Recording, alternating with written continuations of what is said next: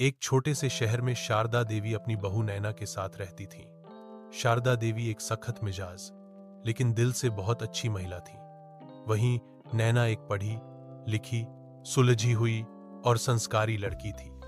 लेकिन सास बहू के बीच कभी खुलकर बातचीत नहीं होती थी।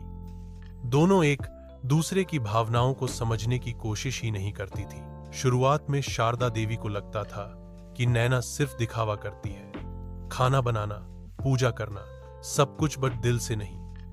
वहीं नैना को लगता था कि सासू मां उससे बिना बात के नाराज रहती हैं। एक दिन घर में शारदा देवी की तबीयत बिगड़ गई। नैना ने ऑफिस से छुट्टी ली, डॉक्टर को बुलवाया, दवाई दी और पूरी रात उनकी सेवा करती रही। रात के 1 बजे शारदा देवी की आंखें खुली और उन्होंने देखा कि नैना उनके पैरों को गर्म पानी से सेंक रही है।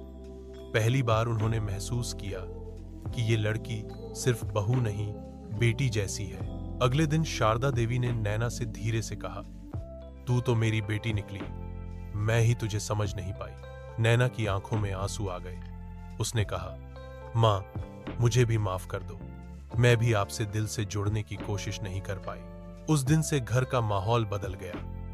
अब दोनों हर सुबह साथ में चाय पीती, मिलकर मंदिर जाती और शाम को टीवी देखते हुए हंसती।